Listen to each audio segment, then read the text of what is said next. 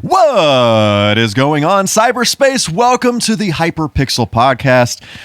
I am Michael K, and today is truly a blessed day of the week because we are joined through space and time all the way from the year 2122 via some very technical, techie, time travel, hand-wavy things.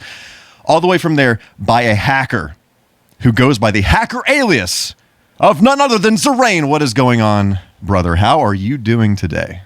I'm pretty good. My hands are a little tired from the hand waviness, but Yeah. you know, it's just I goes with the understand. territory. I truly understand. It's really incredible we are able to talk to each other via just doing this. It's unbelievable. That's the thing is like when you see my hands like this, I'm just slowing down so that you can see it. Yeah, But then yeah. when you can't see them, it's just way faster. It's so fast you can't see it. So that sounds you know, about right. It's just how it goes. I am very good, very good. Excellent. I feel good, man. I feel much better than I have in a long time, physically, mentally, That's good. every That's way good. wise. I think things are getting better in my life just generally. Yeah. I've had some things happen recently that were just, you know, it's life stuff, but not good stuff. And I'm feeling like I'm feeling better on the other side of that, and that's good. That's good. That's always good. Just making it, and you know, can't complain about my life. Happy about where things are. Happy about, well, okay, I'll complain about one thing: this weather. Like, I'm sorry, I've got to complain about one thing, but We have to like, talk about the weather every podcast. It's critical. it's required at this Yes. point. At least it will be required until it stops. Not knowing what season it is here, because it was like 60 degrees one day, and then the next day it snows like 4 inches, and then the next day Yikes. the snow's melted off of most things except for the ground. It's melted off of like the sidewalks and roads and stuff. I just don't know. It's like it doesn't know. I mean, it's like in the 30s today, and it's sunny, but like it's been like overcast, and it's like every day, like there with the temperature, you know, every day's a different season. But here, even with the precipitation and everything, every day's a different season. So, oh my goodness, Yikes. I'm ready for a real spring, but we're not going to get a real spring until May because that's how it works here. So, Yeah, it was pretty springy here for about a week or so, and then this past weekend it got kind of cold and rainy on Sunday, so now it hasn't really recovered from that. It's kind of in that weird like in between winter and spring thing where it's like 30 to 50 degrees ish, something like that. So yeah, but then when it hits spring down there, it's like 80. yeah, that's accurate. It was like 79 like Saturday. Whoa. Friday or Saturday. So Yeah, that was when it was like 60 something here. So it's like, man, Yep. I don't know. Weather's weird, dog. Weather is weird. Is there anywhere in this country that it's not weird? Like, honestly, is there anywhere? Because, like, I can't think of anywhere where it would be, because all the places I can think of, it's either stupid cold or stupid hot or stupid humid or just, there's no normal place. Yeah, I don't know. Well, maybe Northern California. That might I've be. heard that it's just like a literal constant like 74 degrees, never changes at all. It's always Right. that exact number. Yeah, I can envision that, but I certainly don't have any firsthand experience with that. All the places I have been, as far west as San Francisco, and actually I haven't been very far east, but I've been as far north as northern Minnesota, somewhat northern Minnesota, north central, and it's just like the weather's just everywhere. It's like you know, I went to San Francisco in the summer and it was like 58. What? or it's like 62 and windy, or 64 and windy, and it's like, oh my goodness, what the heck? I've been to Arizona, and then you get out there, and I went and it was like 106. It's like, I mean, the thing is, like, that 106 does not feel anything like the 106 in Tennessee for sure. Or I mean, I don't know if we've ever lived through 106 in Tennessee, but definitely we've hit 100 a few times and just over. But the 100 in Tennessee and 100 and something in Arizona is not the same. But if you're out in the sun, it's going to literally dry you and bake you to a crisp in Arizona. Yeah, I could totally see that.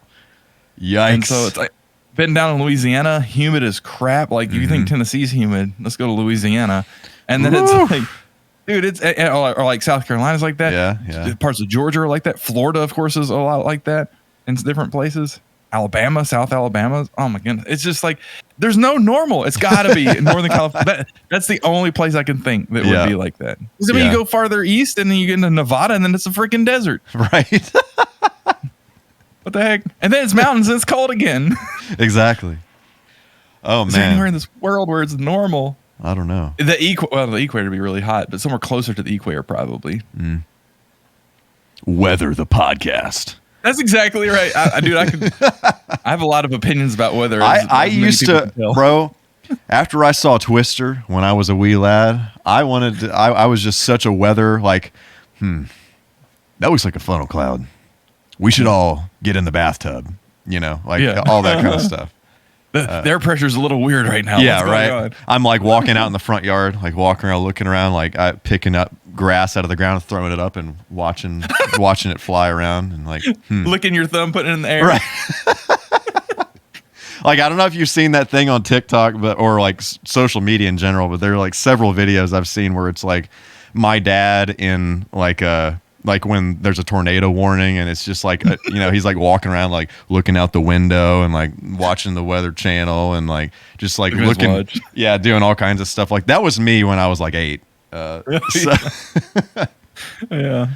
And like whenever we'd have bad weather, it is becoming Weather the podcast, but this is funny. Whenever I was younger, and we would have really bad weather, you're worried about a tornado or something. This is probably when I was younger than 8 even. They would tell you that it sounds like a train coming. And I thought it meant like a literal train. So like a train horn and everything. So when I was a young kid, I was always listening for like a train horn. Yeah, that is the greatest thing I have ever heard. I love that. It's so ridiculous, but looking back as an adult, it's just like, how did you ever think that? But it's like kid logic, man. Like when an adult says something and you take it literally, it's like, oh, okay, yeah, that does. Good to know. It's like, good to know. Let me put that in my hat and make sure. I have no doubt I have some things like that, but I obviously can't think of anything off the top of my head because that's phenomenal. I will never forget that. Every time it is raining, I'm probably going to think of that story. So thank you. I don't know if I've ever told anybody that before. Like even like my family. That's funny. I love that. It's one of those things we're talking about tornadoes and it just occurs to me. Right. Man. Oh, and man. Honestly, dude, and that's the thing is like that's the bad thing about being in West Tennessee and not being and being West Tennessee and kind of being in that kind of shadow of Memphis as far as it goes. Because I live way out in the country, more or less, growing up, is that you get really desensitized to things like tornado warnings because, man, this really is Weather the podcast. But for people who don't know, Memphis is a city. It's on a bluff. It's like a big hill basically that the city is on down to the river. And so what happens is you have a lot of these storm fronts that come through that if they create a tornado, either one or two things happens. The tornado hits the river and then just kind of dissipates because it's not strong enough. Or if it does go across the river and it's actually a tornado across the river, which I don't think happens very often, the bluff splits like the storm cells. So what happens is, I don't know why exactly, but what will happen is you'll have stuff go down to North Mississippi or you'll have stuff go northern West Tennessee. So that's like around Dyersburg and places like that. And so most of the time you have like a tornado watch or warning and a tornado hits down, but you never see it when you're in that area because they're kind of in like the shadow of the bluff. And so it never makes it rarely ever made it over the bluff. It would just go up to Dyersburg or Jackson, Tennessee, or it would go down to like North Mississippi, Hernando, Senatobia, all of those places. And so you get desensitized to it so that when you hear these warnings, you're like, eh. Right. So that's how I am now. Even like up here, if there's like tornado warning, I'm like, eh. Right. Which here it's a lot different. We rarely have tornadoes usually. I mean, there's like high winds and stuff, but it doesn't really get to like tornadic activity because we're so close to a lake, right? So that messes with a lot of the atmosphere. Gotcha. Yeah, that's how my parents were. They were just like, eh. And I'm like, I have a sleeping bag in the middle of the hallway, and I'm like, are we going to make it? Right. So and then you hear like a little bit of extra wind, you know, like maybe it make a wood creak or something. Yeah, right. Like, this is it. This is it. Right. Oh man. Anyway. Yeah. So all that being said, I did in fact see a tornado have touched down once in Millington of all places. Wow. And it's like, yeah, we were coming. This was like a Saturday. We were coming back from the mall or something, and like it just like got bad, real fast. And like the stoplights were like swinging around the wires and everything. And so we saw it out in the distance. We're like, not going that way. Wow. Let's go this way. Holy crap. Yeah. I mean, it wasn't like close. I mean, it was huge open fields. You know, like some of the places between like Millington proper and like into like you know Raleigh, and we're getting like geographically specific on this podcast too. Into Memphis itself, there's like tons and tons of fields, and so that's where we were going through. Gotcha. And it was like, we're gonna stay away from that. Right. Oh man. Okay. So tell me, how is Final Fantasy VIII going? This is the best segue of all time. So we talked a little bit about this, and we definitely are going to have a podcast about it. But I am at at the final dungeon. I'll just put it that way. And I have thoroughly, as I'd mentioned to you before, screwed myself over. My party has basically 0 hit points effectively on average. And effectively 0 magic on average. The only character that has a whole like more than 2 or 3 pages of magic, and he only has like 4, I think, is Squall. So bad things. Yeah, right. I have every regular Guardian Force except for Siren. I'm pretty sure. So that's good at least. Well, I don't have Doom Train. That's the other one. So he's not. Well, I guess he is a regular one because you can call him. So I need to go make Doom Train. I have the Solomon Ring, so that's all good. Okay, cool. But I got to get all the stuff, the mats to make him. I have everybody except for Keistis, Squall, and Selfie. Yeah, maybe Zell, but I'm pretty sure have their original weapons. So I've got to go get mats to make other weapons. I got most, if not all, the weapons magazines, so I can make Lionheart and all the high end weapons. I just have to go get the materials for them. I have almost 0 materials, and so I've got to figure out how to get hit points up. I've got to figure out how to get more magic, and I've got to figure out how to get all the materials for the better weapons, and then I'll be ready to actually go into the final dungeon. Sounds like you're going to do some side questing here. Yeah. It's. I'm going to put on music, and I'm going to hope that I can get the spawns that I want. I don't have Cactuar. I forgot about that. I'm going to try to get Cactuar. Yeah. Do you have Cactuar? No. Okay. How do you get that? He shows up randomly, and there's like a desert.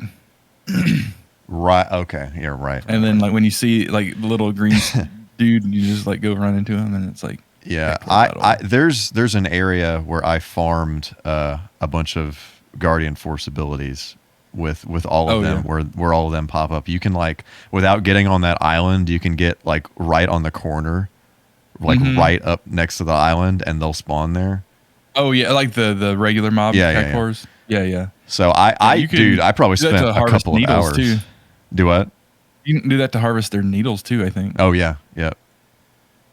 So yeah.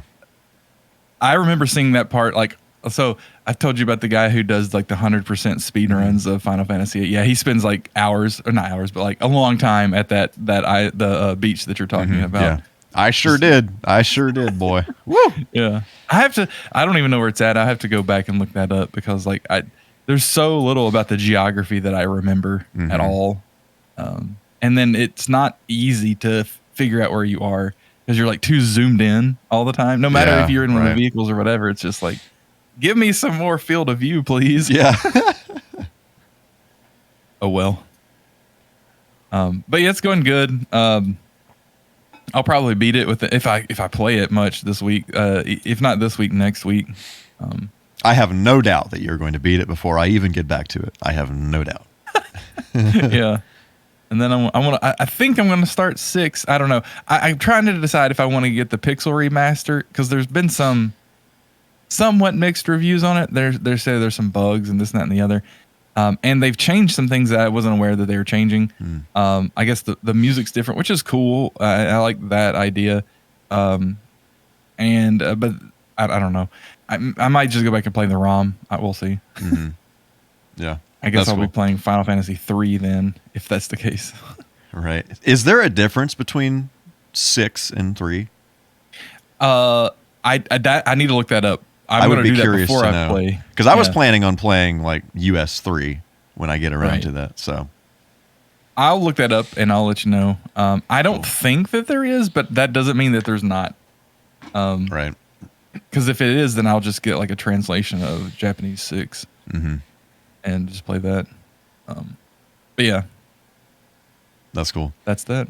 Yeah. So I'm gonna play. I'm gonna get back to Final Fantasy VIII after I beat Outer Wilds, which I feel like I'm getting pretty close to beating that. I don't really know, but like I'm enjoying the heck out of this game. Like honestly, I really don't typically like games that are like super open ended. Like you can just kind of like do whatever. I kind of like a little bit more structure than that.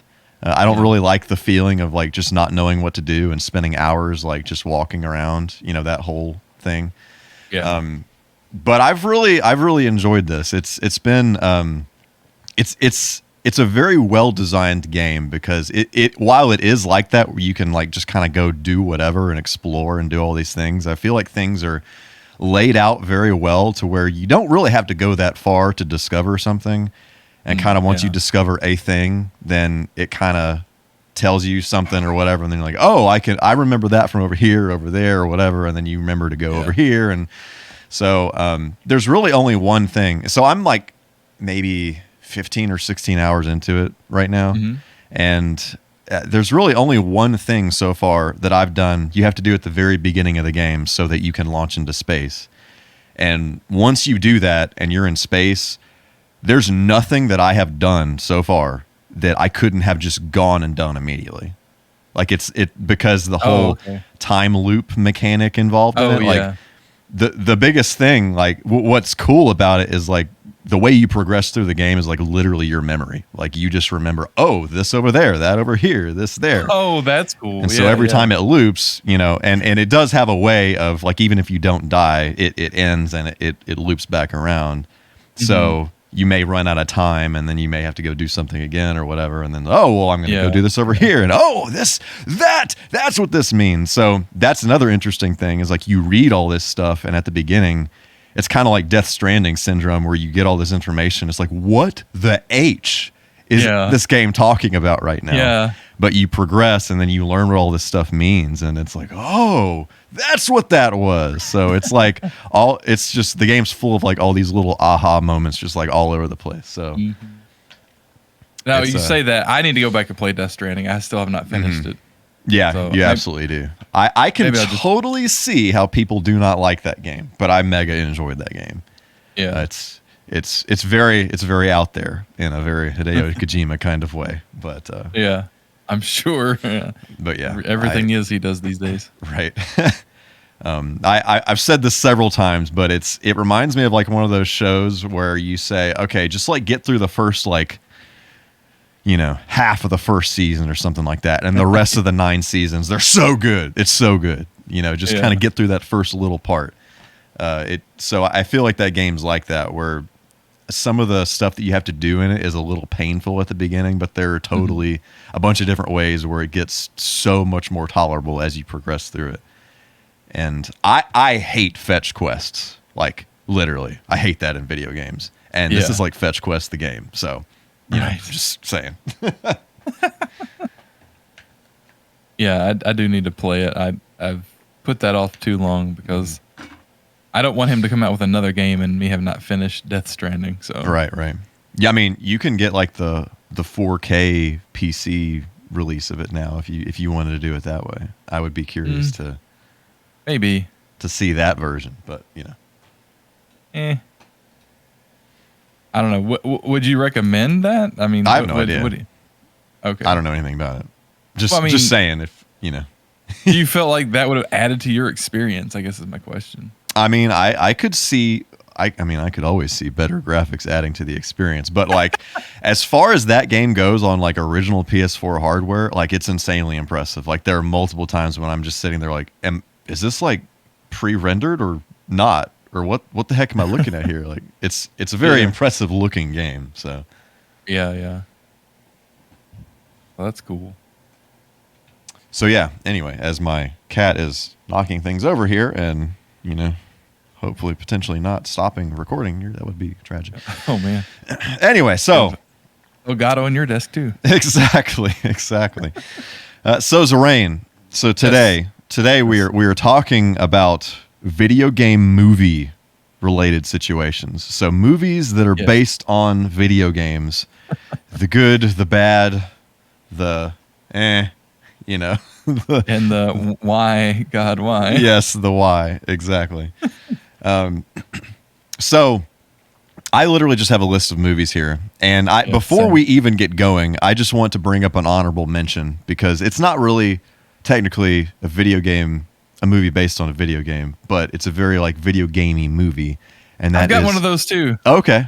Well, we can do our honorable mentions here up front. So, the Scott Pilgrim movie. Oh yeah, dude. Oh man, it's so good. Yeah. So I actually watched that fairly recently again, and like the design of both in like with the visuals and the audio in this movie, they are just so good. It's just the presentation of it. You're right. The presentation is so good. All the like really over the top kind of like anime looking like things that happen when people are fighting and that kind of thing. It's just it's so good, and like there's so many like little details all over the place. It's insane. It's so good. My favorite part of that movie though is the vegan police. Yeah. It's so good. It's so gelato's not vegan. Oh man. That movie's great. It's really good. There's so many like moments like that are just really good. Mm-hmm. It's the humor is just spot on. Like I think that movie is literally Chris Evans' best work of all time. Like he plays. Is he in it? Yeah, he plays one of the ex-boyfriends. Oh my goodness, the movie star one. He's he plays such an excellent over the top douchebag where it's like. It's like when somebody's like that, you know, it's like, I hate this person. Then it goes like full circle. And then it's like, this is the funniest thing I've ever seen. Like, it's so over the top like that. Oh, but man, yeah, dude. Like, I after rewatching this, I feel like Captain America was the wrong role for him. Like, he did a great job as Captain America, don't get me wrong. But like, he plays this over the top douchebag thing so well. I don't know. I don't know. What do you think? He should have been Tony Stark or something? I don't know. I don't know about that. I don't know who he should have been, actually. You know, now that I say that, I can't think of another superhero that is like quite that over the top. Yeah. There's probably like if we go outside of Marvel and DC land, I'm sure there's someone like Dark Horse or something like that. Yeah, right. There's more less neon kind of characters. Right. That's the way I see, especially Marvel, but even DC. It's like it's so binary, right? Mm-hmm. It's all this and none of that. It's not. There's no like, and that's one of the things I think that people liked about MCU is it tried to do away with that, but I think that's where MCU's at its weakest. Although I'll admit I've not watched all the movies for sure. I've probably not watched half of them at this point. But of the ones that I've watched, they've weakened their characters by doing that, by removing that brightness of this is exactly who this person is, and they're exactly not that, and that makes it more gritty, quote unquote, and more real, quote unquote. Right. But it also makes it less of what the source was, and that's where they started to lose me. And that's kind of why I haven't just watched them in a long time, to be honest. Yeah, right. Yeah, I mean, not to turn this into a Marvel podcast, but I mean, some of them are good. I mean, but some of them are, Right. Well, and then they also give some of them personalities that they really didn't have in the comics too. And I understand why, but it's like, Yeah, I don't know. I mean, we'll no doubt get into this in here with the video game stuff, but typically, like, I try to enjoy things like what they are. Like, it's never going to be that source material thing, especially in video game movie land. Well, yeah, that's true. The problem is I'm just too much of a hipster, so it's just that bone in my body just keeps like. I understand. So what was your honorable mention? So this is not a good movie though. Okay. So my expectation for this podcast is we're going to talk about a bunch of garbage mostly. Yeah, so I agree. This is one of those pieces of garbage that I was so angry when I saw this movie. I cannot communicate to you the level of anger when I was in this movie and when I came out of this movie, and I didn't have the appropriate people around me to be able to just go off with because. Anyway, it's the Dungeons and Dragons movie. So yeah, I never saw that. There's actually, I think 2 of these, at least 2. There may be more, but I'm pretty sure there's only 2. And I don't know if I've ever even seen the second one because I hated the first one so much. And as I recall, as I understand it, I think maybe the second one's a little bit better. It's different, I think, story. I don't know. I can't talk about the second one. I could talk about the first one. It's awful, awful, awful, awful, awful, bad. When did that come out? Oh man, I don't know. 2000-ish, something like that. Okay. Let's see. Yeah, 2000 exactly. Okay. Yeah, year 2000. I vaguely remember that, but yeah, I never saw it. And the only good part, the only reason that this movie is not just complete gutter garbage trash refuse is that Jeremy Irons plays the bad guy, and I think he's a really, really, really good actor, and I like him. And it just sucks that he's in this movie, but he does a really, I think, splendid job at doing that role, as good as that role could be. And he's by far the best actor in the movie. Yeah. By far the best, not just actor, but the person who acted their role the best, and the only person that in any way transcended their role in the movie. So he's better than what he was written as, I guess is what I'm trying to say. Yeah. Because he's who he is as an actor. Everything else about that movie is terrible. It's got one of the Wayans brothers in it, and he's like way too much comedic relief. Yeah, Dungeons and Dragons, there's comedy at the table. I get it. Thieves are funny sometimes. I get it. Bards can be funny. I get it. They don't really have any like real delineation on classes other than they go to the Thieves Guild at one point. And like the 2 guys are kind of thieves mainly in the story. And it's like, okay, yeah, but it's like, it tries to be something like a buddy comedy, but it doesn't, it fails at that. And then it really fails at the fantasy aspect. I just trying to imagine this is like breaking my brain right now. It's so it's almost like you should watch it just to see how bad it is. Yeah. It's just terrible. And it's almost nothing resembling something that you would think of from a D&D campaign, other than, it's got a fantasy type setting. Yeah. But it's too modern feeling. I don't know.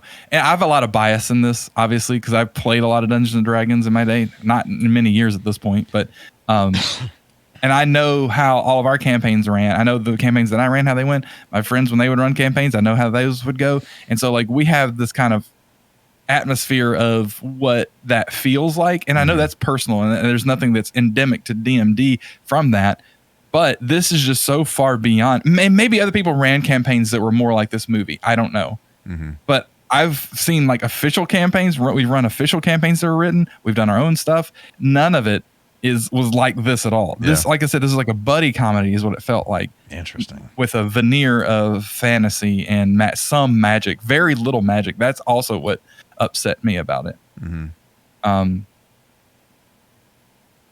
There's no representation.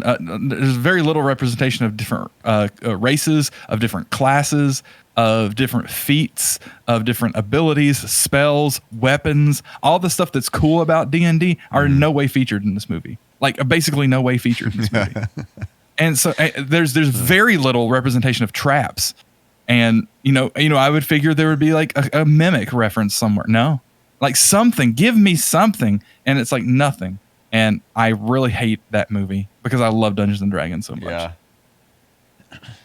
Anyway. Sounds like they just kind of tried to make it accessible to literally whoever would walk into the theater and watch it. And 100% yes. But like that was the only real consideration that they made in making this movie. Right. Even in the casting with the Wayans guy, which he's fine for what the role was. The role was just written really dumbly. I mean, and I mean dumbly because like he acted like he was dumb in the movie, and it's like okay, that's fine, but I just don't know. It wasn't like it was supposed to be a quirky character flaw or something that is redeemed or is beneficial, or if it wasn't clear that was the case. I don't know. I could rant about how much I hate this movie for a long time, so I'm going to stop there. But that's dishonorable mention there. Right. I might have to add that to a list of things to watch when I'm just looking for something ridiculous to watch and throw on in the background or whatever.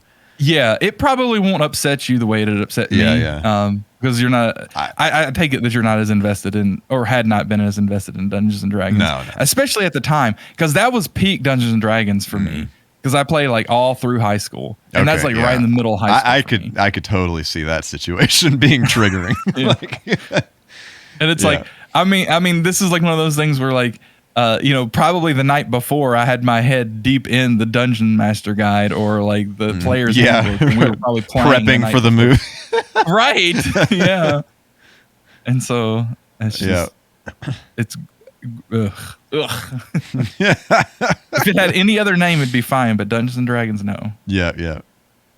I feel like a lot of movies are like that. Like a lot of the video game movies are like that, where like if it was something else, maybe in like an okay movie, like a big one that I know we're going to talk about here is the Super Mario Brothers movie. That's the first one on my list. Yeah, like that movie is just. I watched it fairly recently, a couple of months back, actually. Okay. If you look at kind of like the source material of what they had to work with, they were really trying to think outside of the box of what those original games put on the table there. Yeah. And I feel like if you took away like the Mario aspect of it, and I mean some of the acting is a little cheesy for a reason. Well, first of all, I don't know if you know, but the script got rewritten like several times. Yeah, there's that whole situation. The drinking on set. That basically Bob Hoskins like the whole time was drunk. Yeah. Yeah. Because of things like that, the just complete disorganization and everything. Yeah, and like the history of the movie is so disorganized. Like there were several different directors and several people, and they were like pushback on these people versus the director. Like all kinds of crazy stuff was going on in that movie while it was happening. But like taking away all the Mario stuff out of it, like I don't know. I mean, it's not a great movie, but it breaks my brain a little bit less to watch it, just forgetting that this is a Mario thing. It's more of like a weird kind of sci-fi kind of thing.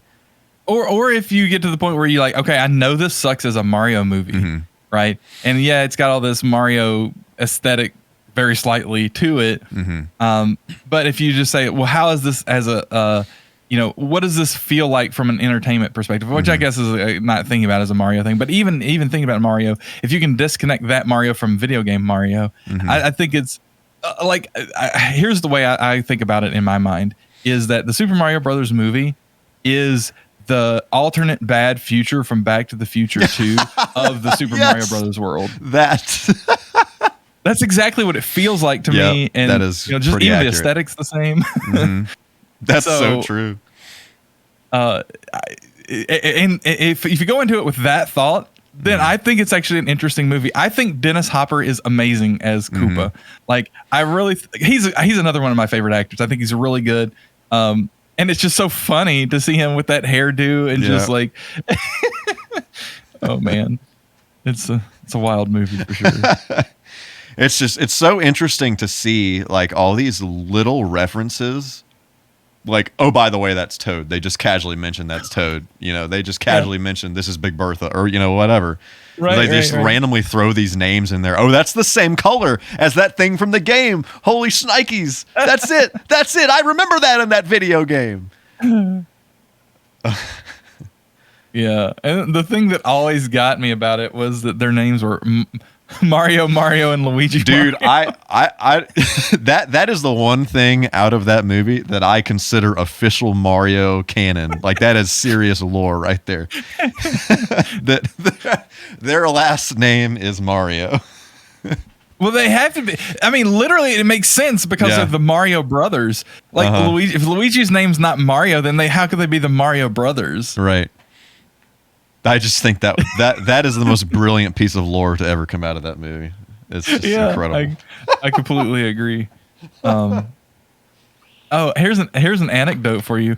When we went to see that movie in the theater, it was actually storming, and like the electricity in the theater was like going in and out.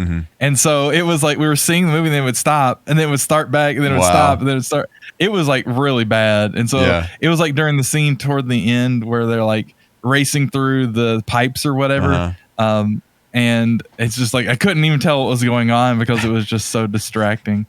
So that was one of those weird scenarios that you don't really, you don't really encounter in a theater much, right? You don't really have those scenarios where things go wrong when you're just watching a movie because the stuff's generally pretty simple. So that's one of those memories that stuck in my mind for sure because it was just so weird and different. Right. that would be quite the experience. Yeah. But I don't know, like that movie is. I dislike that movie for reasons beyond what it is. I dislike that movie because of how negatively it impacted getting video game movies. So it was like, because that movie was so bad and poorly received, people for a long time were very hesitant to even think about doing a video game movie. Yeah, right. And with good reason, because like we've got many more that I'm sure we're going to talk about that prove out that if you don't try to be honest to what it's coming from and understand that your audience can't be much more than the base of the game. That's the thing, is they try to push it to be more than the base of the game. You've got to it's a fine line, right? Yeah, you've got to be able to be accessible, but you cannot sacrifice certain things from the canon or from the world or the aesthetic or things like that, because when you do, then you start to become something else. Right. And that's the problem of Super Mario Brothers, is that it is 100% something else, like, or 99% something else. Yep. Like, there's cars in the movie. Why are there cars in the movie? Which, okay, I guess you could say, well, Super Mario Odyssey now, then maybe that makes a little more sense, but it's like at the time, right. Anyway, but the thing that really upset me, this is the last thing I'll say about Super Mario Brothers. The thing that really upset me about that movie was that at the time, even, we had the cartoons. So they had I think we even had the Super Mario Brothers 3 cartoon. I think so. When did this come out? I'm not sure. But I'm pretty sure we had the Super Mario Brothers 3 cartoon, which, if you ask me, I don't remember a whole lot about that 93. cartoon. What, 93? Mm-hmm. Okay. So would we have had Super Mario 3 cartoon?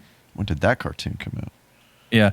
Well, so I'll just talk about that versus the other Super Mario Brothers cartoon. The Super Mario 3 one 90. was much more... 90 what? 90. Okay. So the Super Mario Brothers 3 cartoon, to me, was much more in alignment with feeling like it was from the video games than the original Super Mario Brothers cartoon was. Which, at least with that one, I like that one too, and it still had a lot more of that flavor and flair of the games as well. Especially, it drew a lot from like 2. And kind of had to, because it had all the characters, and 2 had all the characters, and et cetera. US 2 anyway. And so, like, I'd seen those and I was like, okay, cool. We're going to get a live action version of something like that. Even if it had been a live action version of like the older Super Mario Brothers cartoon, I think that would have been just fine. But we got something that was like some future dystopia, cyberpunk, something or another. Yes. And that in and of itself is really cool and could be really cool, but it just wasn't. It wasn't done well. It wasn't written well. It's just, ugh. And so that was why I was super upset about the Super Mario Brothers movie. It was because it was nothing like either of the cartoons that had come out. Yeah. I don't know how much of that Super Mario Brothers 3 cartoon I actually saw when I was younger. I'm pretty sure I only remember the other one. I would be curious to go back and watch some of that. I only recall seeing a handful of episodes, but I do remember every episode had something that was like straight out of the video game, and it was done in a very video gamey way. And so I have a positive memory of it. I'll put it that way. Yeah, my experience with shows like that was extremely limited. I did not, for some reason, I don't know why, there were very specific things that I actually watched on TV, but like shows like that, it was almost always like I had one VHS tape with like 3 episodes on it or something, and that was all I ever saw. So yeah, I definitely I know what you mean, because it's like one of those things where like those are the kinds of shows they would shift around at different times all the time, so you'd never know what was coming on, basically, which is pretty terrible. Okay. Anything more to talk about Super Mario Bros? Negative. We need to move on. We could rant and rave about that all afternoon. Yeah. Okay, so you go next. Oh man, I don't know where to start, because all of these are like things I want to talk. Okay, I'll try to do something somewhat chronological. It's going to be wrong, but oh well. So this is one where there's a weird history of interplay between like the game and the movie. And it's gone back and forth, and like literally back and forth. And that's the Street Fighter movie. Cause there's the Street Fighter movie. So there's a Street Fighter video games. Then there's a Street Fighter movie. Then there's Street Fighter, the movie, the game. And it's like, I feel like, okay, well, we need a movie, Street Fighter, the movie, the game, the movie. Right. It's like, what the heck? But, so this is the Jean-Claude Van Damme movie. And, it's, I don't really remember a ton of it, other than the cool part that I recall it being is that they try to put a lot of the characters into the movie, because Guile, of course, is Jean-Claude Van Damme's in there. Bison, Raul Julia. Is this Raul Julia's last movie? It's one of his last. I think it may have been, because I know that in the credits that they say in loving memory of. Yeah. So I think it may have been his last one. Cammy is in it. Ryu, Ken, Blanca, Dhalsim, Zangief, Chun-Li. So I think Sagat's in it even. Yeah, I'm pretty sure. Honda is in it. E Honda, and that's Vega is in it. I think all of the original, like the original set of characters and then the 4 boss characters. I don't know if Balrog's in it, but I think they all are in it. And so that's cool. I thought that was really cool that they tried to do that. But the story is just like, it's hard to follow. I don't remember it at all. Like I remember flashes of this movie. That's another one I really need to sit down and watch again. Yeah. If I recall correctly, Bison's trying to take over the world somehow. And Sounds of course, right. Guile's with the military and Cammy, and they're trying to, which Cammy's not even an original character. She's from Super Street Fighter 2.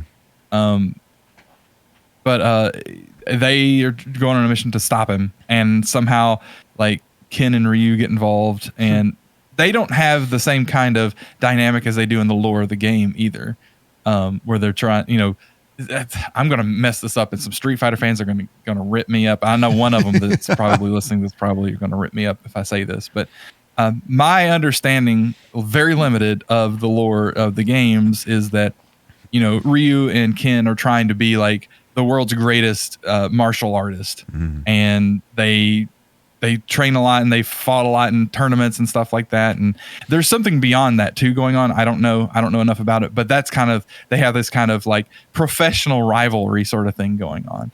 And that's like not it at all in the movie. Like Ken is totally like he knows martial arts, but he's just like a cool American dude. And then Ryu's just like this serious Japanese guy. And it's like so tropey, So, yeah.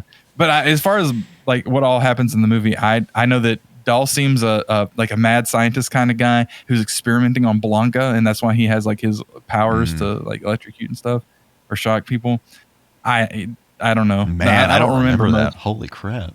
Yeah, and like Zangief is like a lieutenant or something of Bison, and then like Sagat is like a business dude or something. Like he's like a drug runner, something like. I don't remember exactly all of it, but man, I watched that movie quite a few times when I was younger. I'm surprised I don't really remember more of it.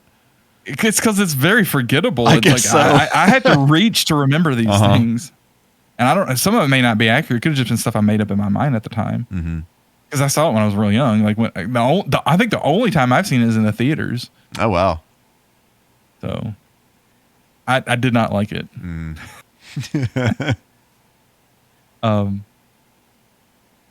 Like I said, the only thing I appreciated it for is that they tried to have as many of the characters in it as possible. So that's cool, but it doesn't hold up well as a story because we don't remember it. If it were a good story or a decent story, we would have remembered it. Yeah. I think I was young enough to not really care too much about the story. I was just like, ooh, video game people, you know? Right. So yeah. So that's Street Fighter 4. That's a thumbs down for me. That's like actually, I don't know if I was on Ian's frame or not, but like if anybody hasn't seen it, that's a famous thing is that like the salute, I guess the Bison salute or whatever is like a sideways thumb like this. And then so Zangief is always doing that. And then at the end of the movie, like they defeat Bison, Zangief becomes a good guy or whatever. And so he salutes like Ryu and Ken or something, or maybe it's Guile. And then Guile turns his hand with a thumbs up. Right. It's man, corny. I totally forgot about that. Yeah. It's super corny. Oh, dude. Yeah. That's the only Street Fighter movie I've seen, though. How many are there? Are there other like live action ones? I don't know if it's a cartoon or a live action. I know there's another one, but I don't know if it's a cartoon I'm not or even a live aware. action one. Yeah. I wouldn't be surprised if there'd be a lot of like cartoon or like anime type ones because there's a lot of that with video games, especially these days. There's like a Mortal Kombat one that is apparently very good. Cartoon? Yeah. Well, there's the original cartoon. Is that what the one you're talking about? I thought it came out fairly recently. Okay, so then that must be a new one. Yeah. Okay. Like in the last few years or something. Ridiculous. Yeah. Man, I forgot what that was. I think it has something to do with Scorpion, maybe. Oh, okay. I still haven't seen. Well, I guess we can start talking about the Mortal Kombat thing now. I still haven't seen the newest Mortal Kombat movie. But I have. My biggest problem with it is that like the main character in it is just like basically some other dude. It's just like no one from the games. But I think the special effects and stuff in it are like really good. Like visually it's a very, very good looking movie. You're probably not going to be thrilled with the lore aspect of it. So there's that. I'm sure. Yeah. But I mean, I don't know. It's one of those things where I feel like for what it is, like a standalone thing, it's all right.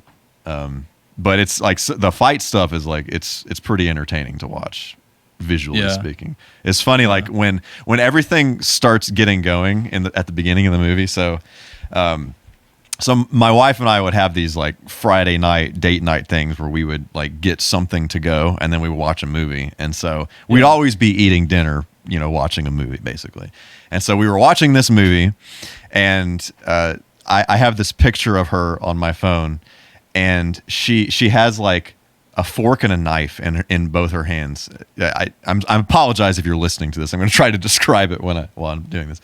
So she has a fork and a knife in her two hands, and she's just has her mouth like draped, like just like at this first fight scene that happens, just in total shock of what's happening.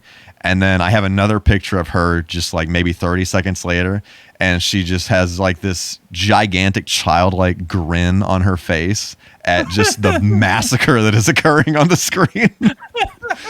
It's so good. Oh my goodness. But yeah, and Kano is very, very funny in this movie. He has some good dialogue.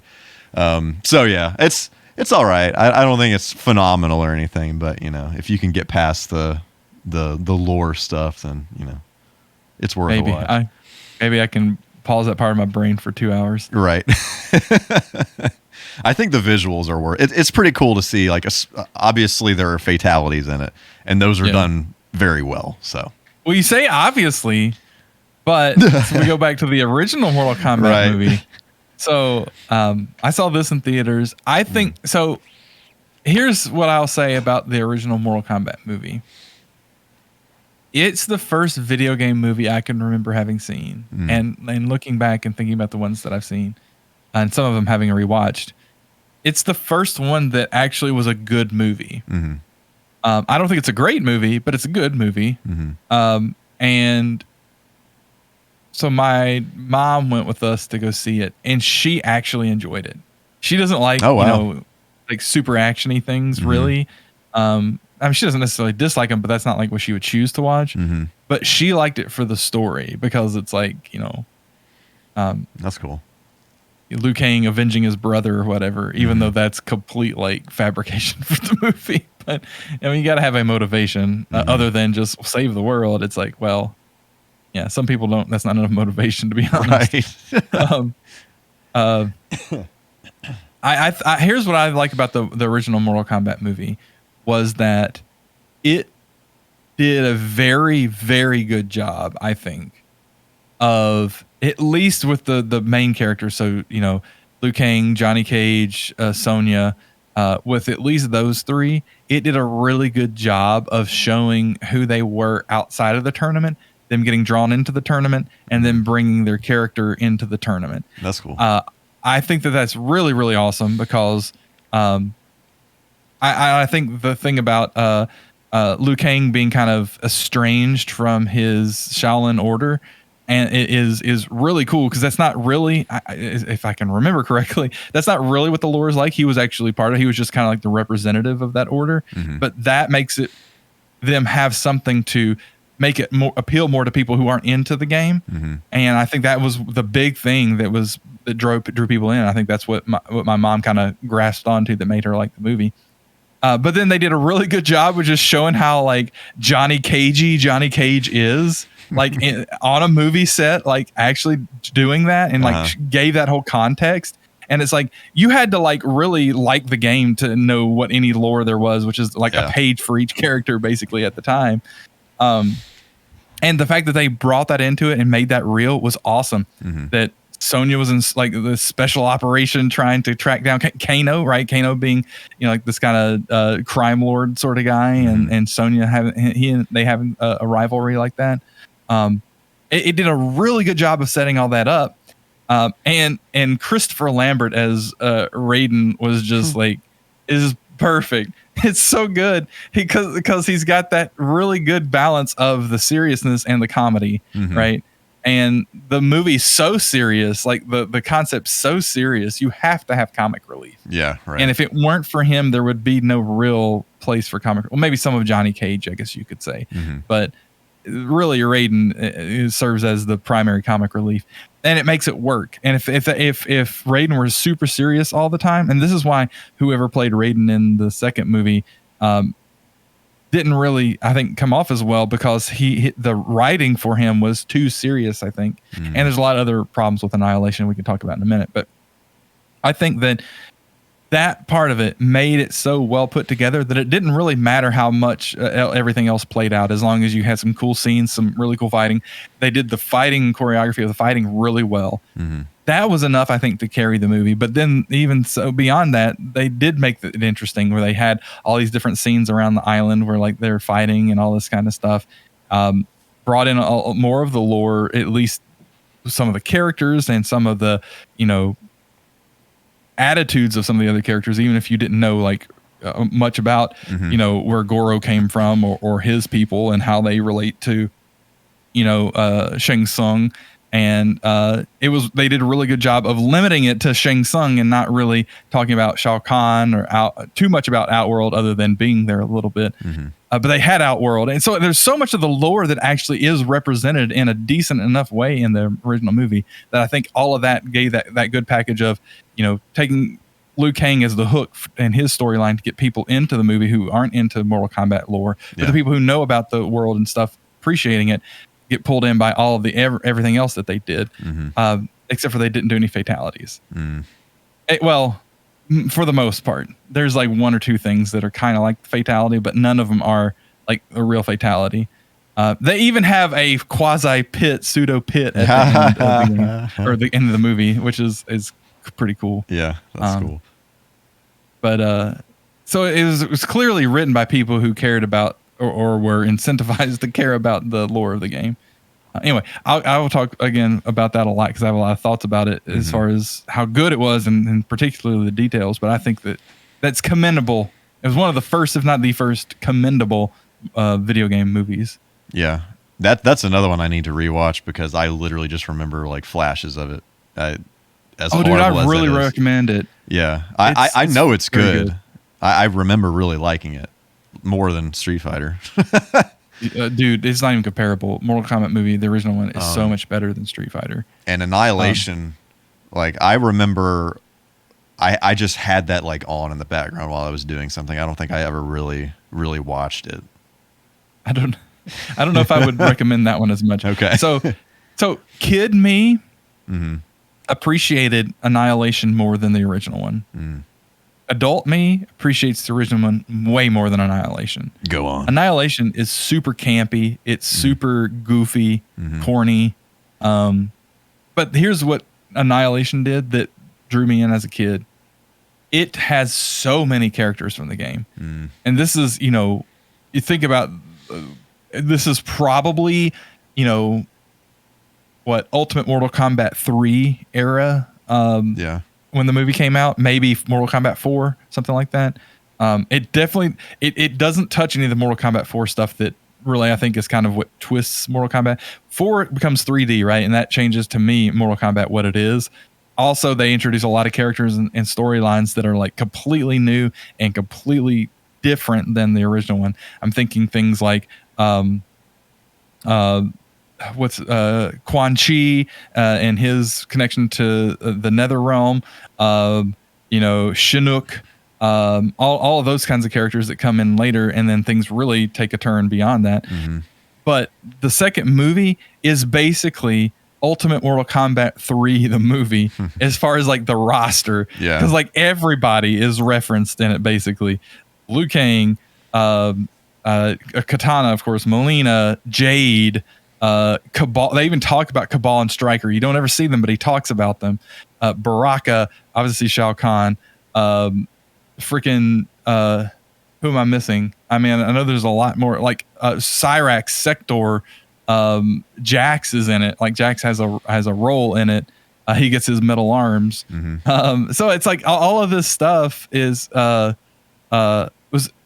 is even like Kentaro Motaro in it? One of them, I think. And so it's all of this stuff where it's like deeply clear that it's like they were like, okay, let's make sure we hit the whole roster this time, guys.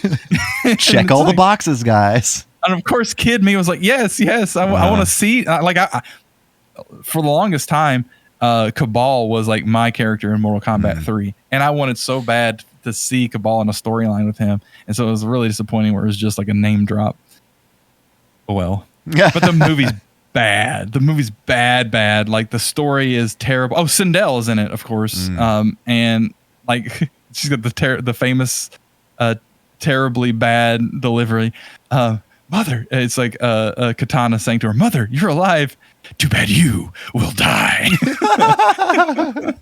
It's just so ridiculous. But I mean, that story, given the devil is due, so to speak, that part of the story was accurate. That's what Mortal Kombat 3 story was. And that's what they tried to make the second movie, was the story of Mortal Kombat 3, where Shao Kahn tries to resurrect his dead wife, Sindel, and like all this crap happens. And then, man, you saying all this, like I realize that I know nothing about Mortal Kombat lore except for like the bare minimum. So I need to like look up some kind of YouTube. Like I'm sure somebody's made some kind of like deep Mortal Kombat lore dive. If you go up to like just 3 or before 4 is where it starts doing a bunch of different stuff where it's just like, I lose it really when it comes to like Deadly Alliance, I think is the 5th one. And then there's another one and I can't remember. Then there's Armageddon. And then there's Deception, which is where I got back into it again a little bit. And then I got out of it again. And then there's a couple more. And then they do the Mortal Kombat, which I got back into it again. It's kind of like the reboot. And then they have X and 11. I haven't played either of those. Seriously, you and I played a little bit. As far as the lore, though, I don't really know anything up until 3. And there's almost nothing up until 3. And 3 tries to flesh it out much more than 1 and 2 did. 1's like introducing the concept. 2 is like, okay, well, guess what? Shang Tsung wasn't really the head honcho. It's this guy Shao Kahn. And then 3 is Shao Kahn's trying to subvert the elder gods by doing all of this kind of bad magic sort of stuff. And so the whole point of the tournament in the third one, if I recall correctly, is that, you know, you have to go and defend all the realms from Shao Kahn's trying to just like rule everything and kill the elder gods and all this kind of stuff. It's just ridiculous. But it's not much. Like I say all that, and that's probably about all there is. You know? Yeah. I'm the guy that would sit at the arcade and then watch the screens like before you play, and it's that's what on the Mortal Kombat 3 cabinets it's like 3 pages or something. That's like it. Oh, that's cool. Yeah. I'd love to get a Mortal Kombat 3 arcade board. That would be awesome. But those are Ultimate Mortal Kombat 3. If you get one, get Ultimate. Yes. Yeah. Because then you get like Ermac and some like Jade's on it. There's a couple extra characters that Smoke, I think, is on it. Yeah. That's a little bit of a pricier one. I can imagine. Yeah. Yeah, it's like if you're going to get one Mortal Kombat board, Ultimate Mortal Kombat 3 would be the one. Yeah, the only reason I got Mortal Kombat 1 is because like I have a lot of nostalgia for the first one, because that's like mainly the one that I played as a kid. Yeah. So you know, I totally feel that, dude. So yeah. I would like to have the like 1, 2, and Ultimate 3. I think that's because those 3 are just very different from each other, and then after that, it just becomes like Wild West.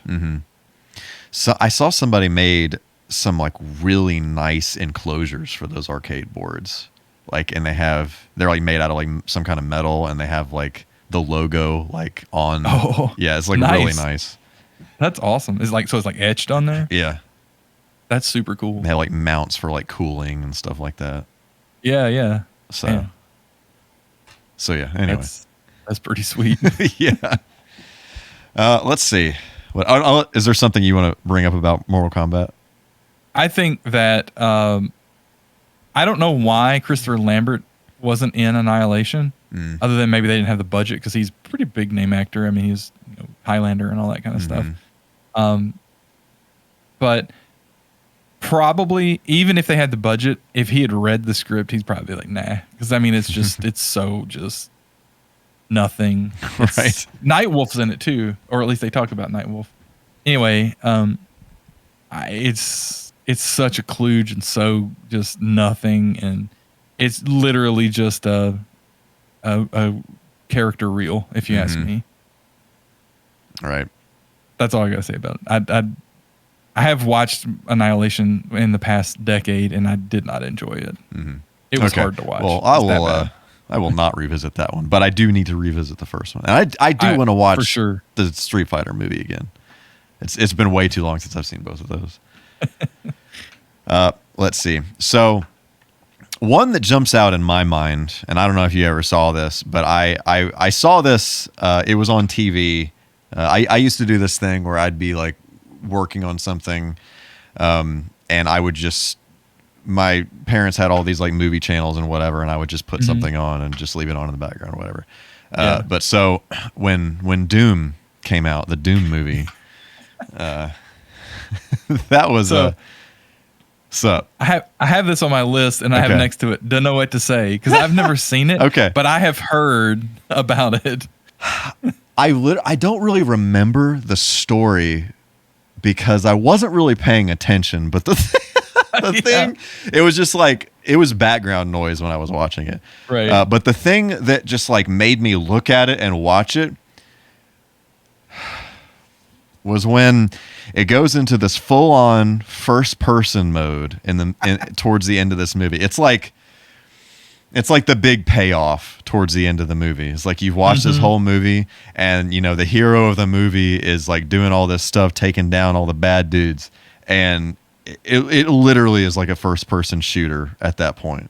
Like, and it just goes total FPS mode, and it's just so weird. It's just so weird how it just goes from this movie all of a sudden. All right, we're in a video game, guys. Welcome. Let's do the thing. Let's take down the bad boys. You know? Oh man. Ugh. Sounds so corny. Yeah, it was. Yeah. I don't really remember the movie actually being that terrible. I mean, it wasn't like phenomenal or anything like that. But like when that happened, it's just like so random, like totally out of place. Like another one of those things where like if it wasn't Doom, like maybe it would be an all right movie or whatever, but they just tried to shove this video game thing into the movie, and it's just, why is this happening right now? Right. It's so hard for me to want to watch that movie because I do like Doom, but Doom's one of those games that got, I'm going to get flack for this. Doom's one of those games that I think is worse with lore. And a lot of that is my age and when I first played Doom, because I was really young. And the state of video games at that time. People who've never lived in a world where Doom was state of the art don't understand what it means for Doom to be state of the art. It's just, you can't wrap your head around it. And so it's so easy to look at like the first new Doom or Doom Eternal and think that Doom is it's an alright game, but it's just a shooter where there's all these other shooters that exist. It's a different thing to be like Doom's the only thing that does this, you know, you know, before that Wolfenstein 3D or whatever, but not as many people played that as they played Doom.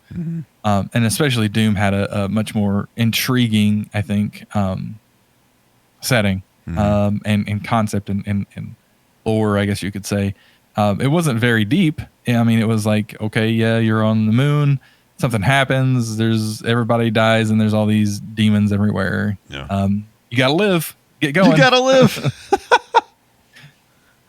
And so I think this is why I don't really like Doom 3. And I have a friend who's a really pretty big Doom fan, and Doom 3 was the first Doom that he played. He likes the old ones, but he really likes 3.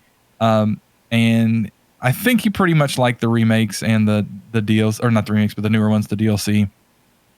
But he's like much more into the lore of the newer stuff. Whereas I'm into the mechanics and the game of the old stuff. And I like the new one. I haven't played Eternal, but I played the other one.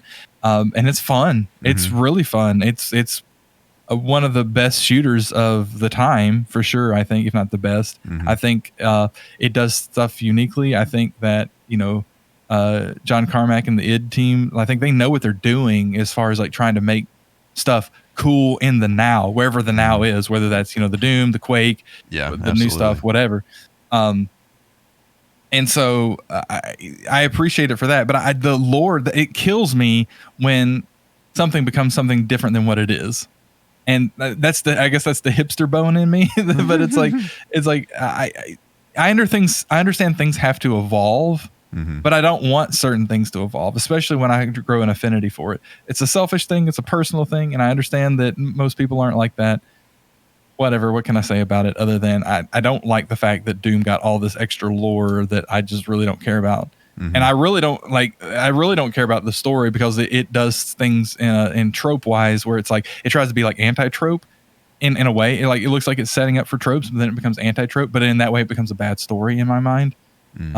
I can talk about the details of that, but I don't know enough to be able to speak kind of authoritatively. I just, based on what my friend has told me about the lore, because I was like, spoiler for me, I just want to know the whole thing. And he told me about it. And it sounded like, oh, okay, that's good. Then something happens and it's like, that's bad. So anyway, I know it's very abstract, but I'll stop talking about it. So it's hard for me to want to watch the movie. I think it's the thing, because I don't want lore around Doom. I just want to shoot demons with BFGs. Right? Yeah. Side note, you talking about you like really liking like Doom, like the game itself. Like I I love this thing where people install Doom on like literally everything they possibly can. Like the pregnancy like the test little track one. thing on the little pad. Oh, on the touch pad. MacBooks. Yeah. That's hilarious to me because it's like totally stretched out. Like I want to know what the heck kind of resolution that actually is. But Right. it's like totally stretched to oblivion. It's like 2000 by 15. Right. It's like you're playing it through like some cyberpunk eye like glasses or whatever that are like, like really widescreen to heck. You got like back. 1 pixel glasses. Right. Oh man. But yeah, anyway. There's actually, side note, there's a game that I want to play on stream at some point in the next few weeks. It's called Sonic Roboblast 2, and it's built on the Doom engine. And it's literally been in development. Like I played the demo for this in like 98 or something like that. Like it's just like this extreme passion project that has just been going on since then. That's wild. So anyway, I want to finally sit down and play that at some point soon. But anyway. Well, that's like Brutal Doom. Have you ever seen or played that? I've heard of that. I haven't played it. Oh, bro, it's like ultra gore. Like it's everything explodes and blood everywhere. Naturally. It's like if one of the demons or whatever is like coming through a door as the door closed, it'll like cut them in half. That's awesome. Dude, it's like ridiculous. It's over the top. It's like like a Splatterhouse sort of thing. It's ridiculous. That's great. Do you have one that you want to bring up next? Yeah, because you actually reminded me with that go. like first person. I didn't even have this on my list, but it's something I saw in the theater, and I regret having decided to ever go see it. And so this is the House of the Dead movie. So I keep forgetting that exists. Don't ever watch it. It's just it's not worth your time because let's just remove it from. I don't know if it has anything to do with the lore of House of the Dead. I don't know House of the Dead lore. I only wanted to see this because I like zombie stuff. I like horror stuff. I like video games. So it's like, and I played House of the Dead, but I didn't know any of the lore or anything. Yeah. Anyway, so it's a really bad like teen horror movie, Oh, no. like bad one. I say teen, like 20s, like going out partying on an island sort of thing. And it's just bad. Like I can't remember any redeeming quality of it. It's so bad. The only thing I can remember about it is the worst thing about it. And the worst thing about it is that when there's like some action sequences, instead of going first person, like the Doom thing does, it actually cuts in parts of the video game. So it's like literally like House of the Dead, the video game, like shooting the zombies and stuff, like in the view of it, like literal frames from the literal video game in this movie, like multiple ones. Yeah. I need to see what you're talking about here. Like that sounds like it doesn't even. It's like so at least stupid. the Doom thing, like I guess makes sense. Like it's they're just trying something. Right, but that doesn't make any sense at all. This was so bad. So I went to we went to see this for my birthday because it was October, and that's when those kinds of movies come out. And I went with my family, and I was in college probably almost at the time, or high school for sure. And so in the theater, it was just my family. And then like this one guy by himself and then some other person by themselves. That was like it. It was like empty theater basically.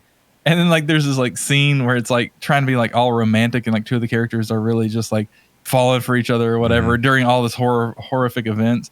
And then like they kiss and it's like, the tender moment or whatever. And then as soon as they stop kissing, the one guy down there says, "This movie sucks!" like out loud, like as loud as he could. And like we all just bust out laughing because it's so true. It was so true. It's so terrible. That is incredible. Like, it's one of those moments that's like humanity sometimes has these things that happen that are just like beautiful and funny and just great and are just like real genuine moments in life. And that was one of those moments that for not sappy reasons, but just for like, he knew what was going on. We all felt the same way about it, and I think we even all like applauded him like after he said that because it's like it was so true. It's so terrible. I can't imagine ever watching that movie and enjoying it. And that was one of my best movie going experiences. But I will tell you this, to this day, my family has not let me live down making them go see House of the Dead and how terrible of a movie that was. Oh, dude. Like, it's just... that if movie... anybody out there enjoyed this movie, can you please tell me why you enjoyed this movie? Because I am genuinely curious how anybody could.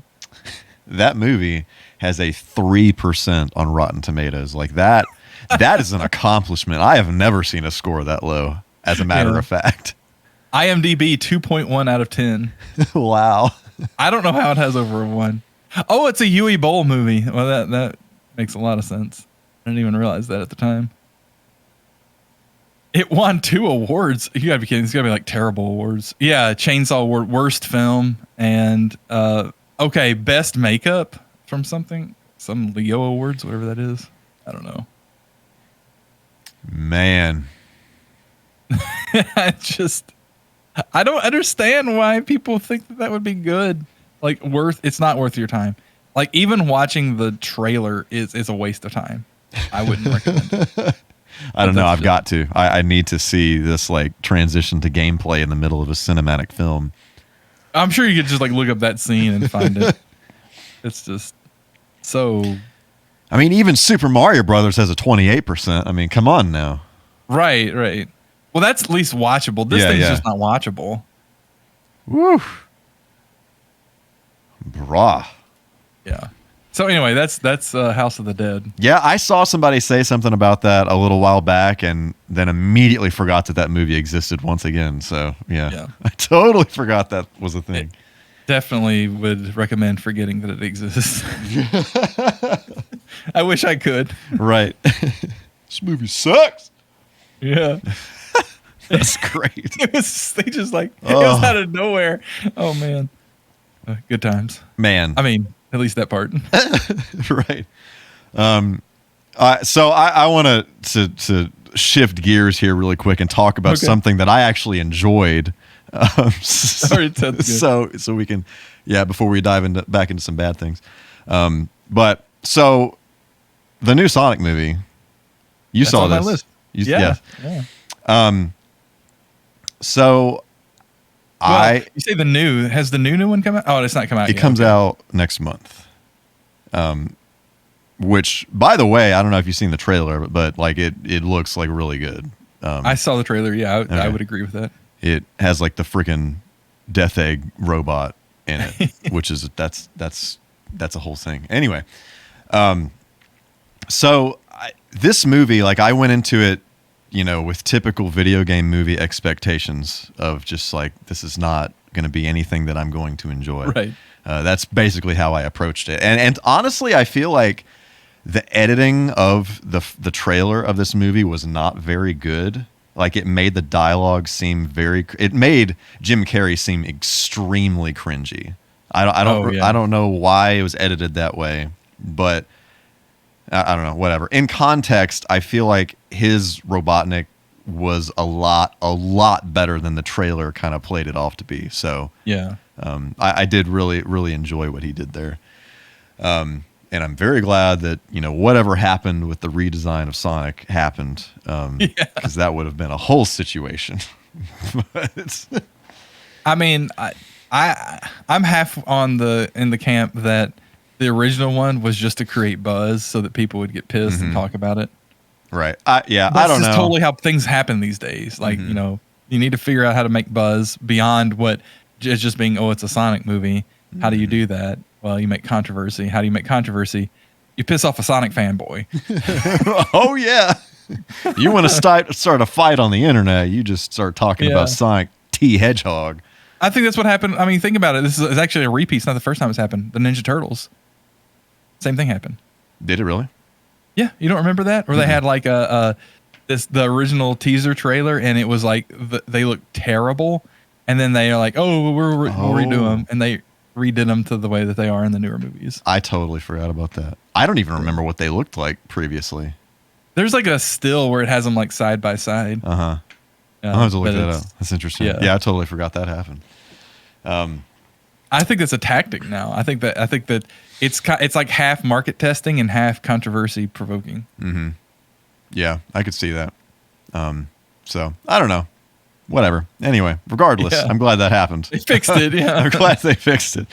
And I think while I did really enjoy the movie, I typically I'm not wild about origin story movies because I feel like you spend like the first 3/4 of the movie talking about who this character is or these characters are or whatever, and then in the last quarter of the movie you finally get to see this character doing their thing and being who they are or whatever. Yeah. And so that's why I'm excited about the second one, because like all this stuff is like finally established or whatever by the end of the movie, and then like so we can see what actually is going to happen here. Like the whole You say that, right? But I mean, Tails and Knuckles. What are they going to do? Right. There's that. So I don't know. We'll see. But yeah. So I mean, I've actually only seen that movie once. I'd like to go back and watch it again. But yeah, I really enjoyed what they did with that one, and I feel like that. I think that's Ben Schwartz. That's who voiced Sonic in that. I think he did a really good job as Sonic. Mm-hmm. Definitely one of the better voices of Sonic. So. Yeah, I think the thing, I'm definitely not as close to the Sonic realm as you are. Mm-hmm. Like, I love the Sonic games. I've played lots of them. I haven't played many of the newer ones, but I've certainly played 1, 2, 3, and Knuckles a lot. Especially played 2 a lot. Mm-hmm.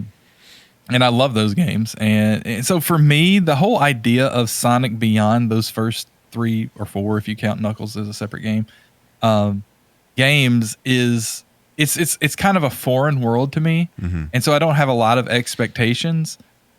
The only thing that bothers me about the Sonic in this movie and some Sonic as portrayed in some of the other games is that he seems a little more juvenile than I would have envisioned him being. Mm-hmm. But I understand why. You want to appeal to kids. I get it. That's fine. Mm-hmm. Not only that, there's something that's juvenile about a character who just runs fast, right? That's a kid trait, right? It's not an adult trait. So that makes sense too. Mm-hmm. But I guess to me, I would think that Sonic would be more like a teenager, like an older teenager, like 17, 18. Mm-hmm. And Tails would be more like the 12, 13-year-old feel. And I get the more 12, 13-year-old feel from Sonic now, and the more like 8 feel from Tails. I want to say it was in the Sonic 3 and Knuckles strategy guide that I had. It actually had like some lore stuff in there. Oh, wow. And I feel like Sonic was 15, Knuckles was 16, and Tails was like 10 or something like that. I can see that. Yeah. I can see that. But even then, I think Sonic, especially in the movie, acts less than 15. Yeah, definitely. He's definitely like the 12-year-old, right? Right. And that's fine. Like I enjoyed the movie. Don't get me wrong. I was surprised by the movie. I enjoyed the movie. I will probably watch the new one. Mm-hmm. And so I don't think that it did anything bad with the lore. I'm just speaking, I guess, maybe broader than just the movie. Yeah. But I appreciate it for definitely for what it was, and I think that they did so much better than they could have done. Yeah, I was totally expecting it to be literal a dumpster fire. Like, yeah, but same. Right. And in fact, I only went to see it in the theater because I heard that it wasn't. Mm-hmm. If people had been saying, because I was very on the fence about going to see it. Mm-hmm. But people said it was good, so I was like, okay, well, I'll give it a shot, and it's pretty good. Mm-hmm. Right. I heard somebody. I think that's the last movie I saw in the theater. No, that's not true. I went to see I think the Downton Abbey movie was more recent than that. Anyway, wow. I rarely go to the theater. Yeah. Especially, I guess, in the past couple of years. Yeah. I heard somebody say, I want to say it was on a Cinemasker podcast that, like, if you traveled back in time to the early 90s and you told somebody, hey, in the year 2020, Jim Carrey is going to be on the front of every single movie theater in the world for over an entire year. Oh man. as playing Dr. Robotnik in a Sonic the Hedgehog live action movie. Like, what the heck? Yeah. And it's going to be good. Right. And it's going to be good. Especially around the time the Mario movie came out. Oh my goodness. Now that's something. That's oh man. The first Mario movie is like one of the worst video game movies in history, and the Sonic movie is one of the best. Mm-hmm. There's a role reversal if there ever were one. Wow. Not to say the Sonic games aren't good, but I just mean popularity, I guess. Mm-hmm. Especially these days. Right. So I've still got a few more on here if you want to keep going. Oh yeah, absolutely. Go for it. Okay. I'm going to go back to the chronological thing and go to one. This is another movie I saw in the theaters, and it's not actually live action, but it's still a movie that had a theatrical release. Mm-hmm. And this is a movie that I think maybe not a lot of people have seen, especially these days. And I can understand why. It's Final Fantasy: Spirits Within. Did you ever see that one? I did not. I can't really recommend it. It's not really a story that's aligned with any of the games. Mm-hmm. It's not really. I don't know how it even. I saw it in the theater, and I may have seen it once since then. Mm-hmm. But I don't even recall how it ties into the world of Final Fantasy at all, to be honest. It was an interesting movie at the time. You didn't really have theatrical releases for animated stuff that was adult oriented, because it's more adult oriented, because I think it was rated PG-13. And so that was an interesting thing at the time, and to experience that. And I didn't dislike it, but I didn't come out of the theater feeling like, oh, that was a really cool Final Fantasy movie. I was like, well, it was a decent movie. That's how I felt about it. Mm-hmm. So I have a very neutral feel about it. I didn't feel like I hated it, but I certainly didn't feel like I really liked it either. Yeah. And I remember almost nothing about it, so that tells you probably most of what you need to know. Mm-hmm. I have a decent memory about things, and I just remember so little of it that I couldn't even tell you what it was about. Mm-hmm. Yeah, so, I never saw that one. Probably pass on it, unless you just get morbidly curious for some reason. Right. You're better off watching like some of the animated stuff that actually does tie into like 7 or whatever. Mm-hmm. Yeah, I've heard that's I would good. Expect. Yeah. I've heard several people talk about that. Yeah, probably it's got to be more interesting than this. Anyway, it's something different when you have something that ties in with other lore, right? Like, well, we might talk about that here in a minute. Right. So what do you got? You got any more? So I have Detective Pikachu on here, which I don't really have a whole lot to say about this, other than, I feel like they did a pretty good job on that one. Like it makes sense, like Pokemon being in the real world. I mean, it's just like that. I think they did a really good job of making that world a reality with all these Pokemon walking around and all that stuff. So, I haven't seen it. I wanted to see it, but I'm just so out of touch with like new movies, unless it's like exactly something I want to see. Yeah, I don't remember. Would you recommend? Yeah, I mean, if you like Pokemon even in the slightest, I think they did a really good job just like making it look like it's definitely like a lot grittier than a Pokemon game would be typically. So it has, definitely a grittier feel to it, but I think they did a good job of just creating this world like what it could be like if Pokemon were actually in the real world. So Christopher Nolan does Pokemon. Right. Exactly. So that sounds cool. Yeah, I've heard a lot of really good things about that movie. I know a lot of people are really excited by it. So yeah, maybe give it a shot. Yeah, and then I have Uncharted on my list, which I haven't seen. I don't know anything about that. It did come out. Okay. So there's that. I don't know if that movie has been like off and on for like 10 years or something like that. Like ever since those games. Maybe more than that even. Yeah. So I'm curious to see like what I'll watch it eventually, but I'm curious to see how that ends up playing out. That reminds me of another movie I need to talk about. Because of Mark Wahlberg. I'll go ahead and talk about this one. Yeah. Well, first off, just one thing about Uncharted before we pivot is that I don't I don't like the fact that it's focused on Nathan as a kid.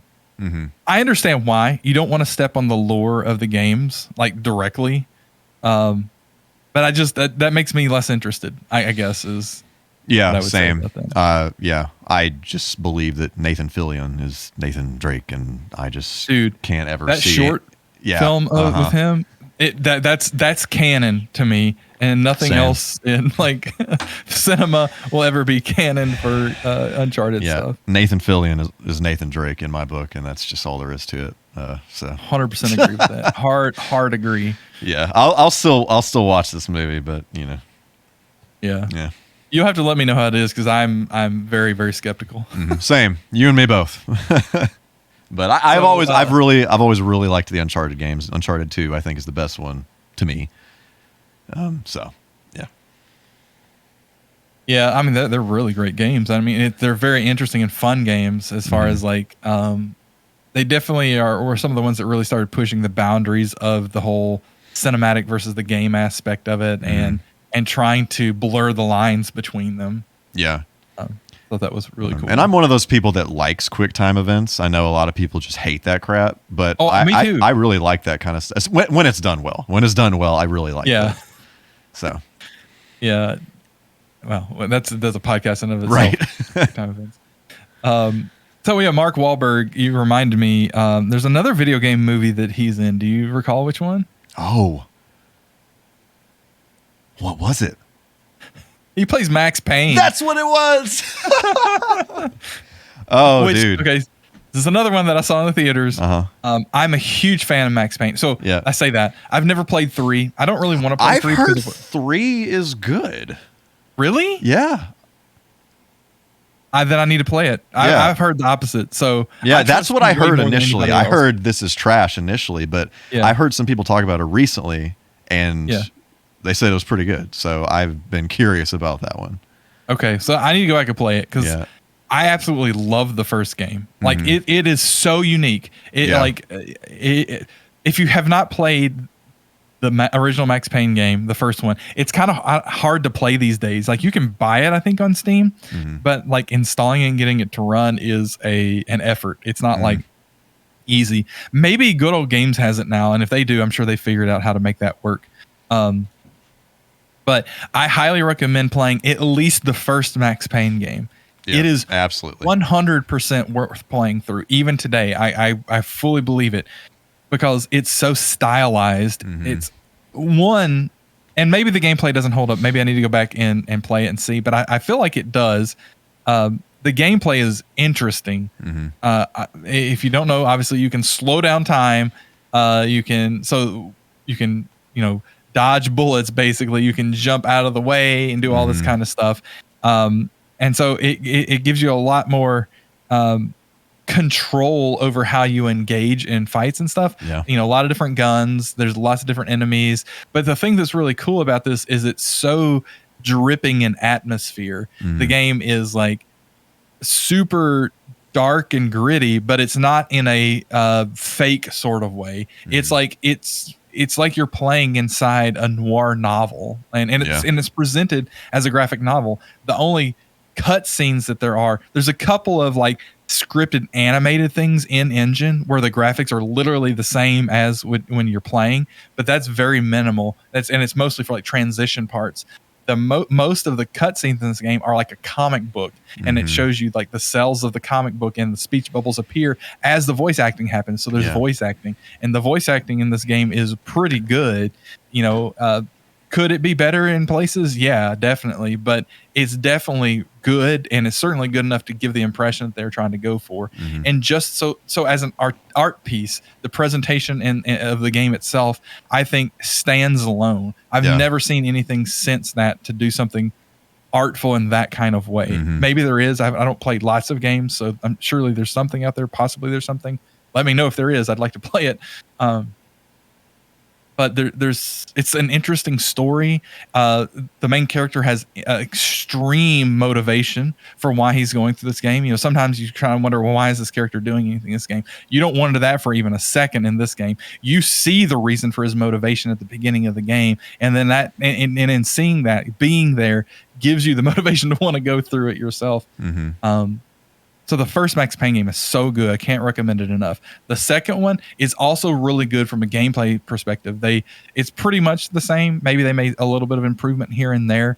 The story in the second one is actually even grittier than the story in the first one, if that's even possible.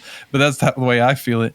But it's not as compelling as the first one. And there's a reason. When you play the first one, you'll understand why it's not as of a compelling reason for the character Max Payne to be going through the second game. But I think that the whole arc that they have here, because the second one's called The Fall of Max Payne, it makes total sense, especially into what the third one is, what I understand of it. And so I wonder if there is the kind of redemption arc that actually they would have to have after 2 in 3. Because my fear from what I heard about how it is it's like not. So I don't know. Yeah, I don't know either. I've just heard some good things about it recently, so I might do a little bit more digging on that.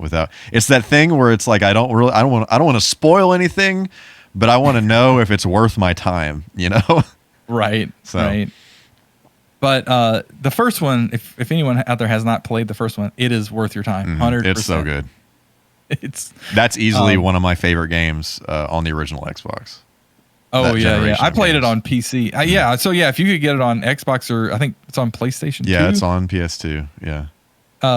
You could play it on that too. I'm sure the controls with the controller would be just fine because it's not super precise or anything like that. You don't have to be like the mouse precision. Yeah, I played it a little on PC too. Like I think it controls great either way you want to play it. Yeah. The bullet time stuff is like it's so well done. It's so satisfying. Yeah.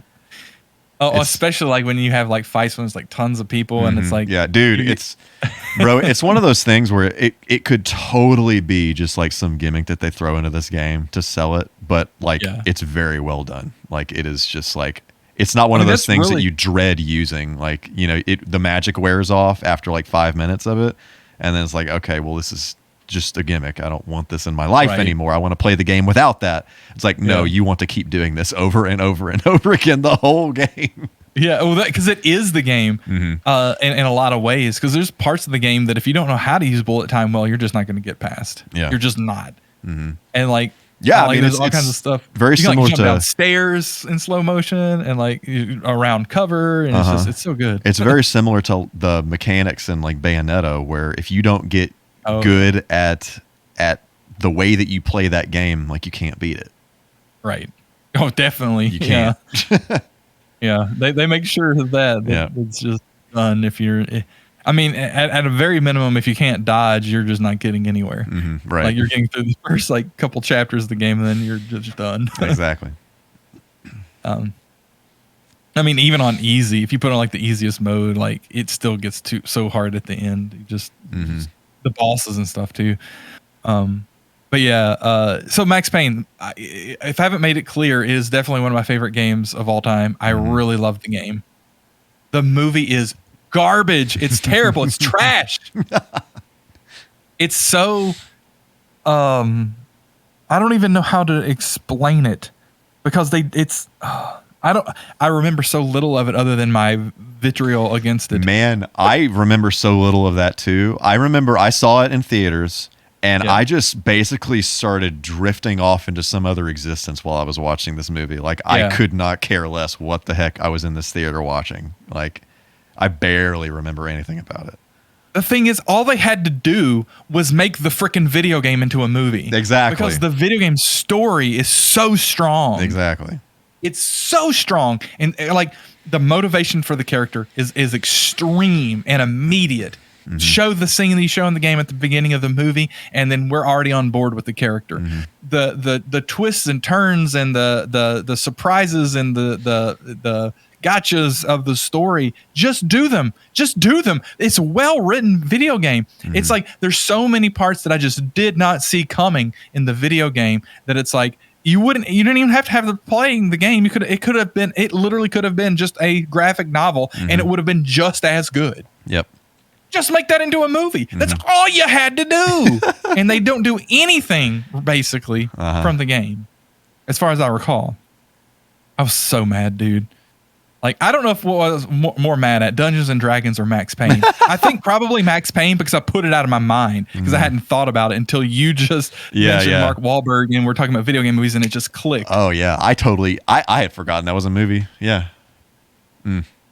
And freaking what's her name is in it? The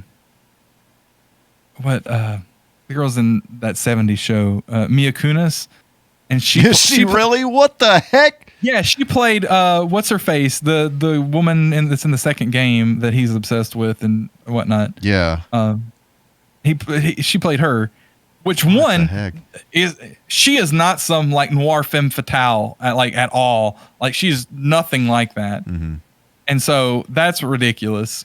But I mean, as far as I recall, she did a decent job acting, but it's just the writing was just bad. I mean, it was not good. Yeah. It was not well done, not well thought out, not well produced or anything.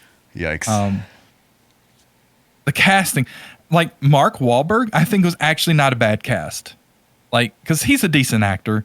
He has that kind of look of his face. I mean, he could look. Yeah. I mean, he looked like Max Payne. Like I can see that.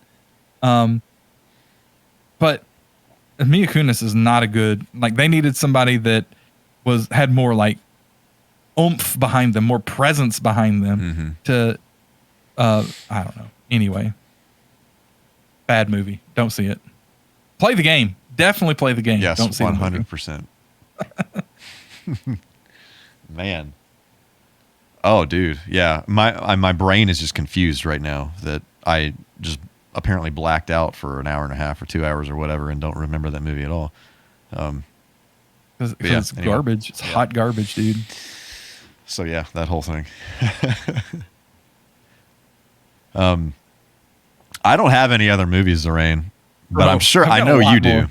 I have no doubt that you do. It sounds like we might need to have a part 2 of this just to discuss, because I know you have some other ones that are near and dear to you. Yeah. I'll try to save that for last. Yeah. Well, how do you want to handle it then? You let me know, brother. What are we at? Well, we're at about an hour and 40 minutes here, so we should probably wrap it up here and just do a part 2. I'm down. Because I could totally see this next part of this discussion taking up at least 45 minutes to an hour or so. Yeah. So, yeah. Yeah. I still got 3 to talk about, and they're kind of all in the same vein, and I have strong opinions about them all. So I'm sure I can find some others. I really just thought for like maybe 15 minutes on movies that I could think of. So I'm going to do a little bit of digging and see if I can remember, that exists, that kind of situation. So. Right. Well, I mean, I had like 2 here pop up just in our conversation. Right.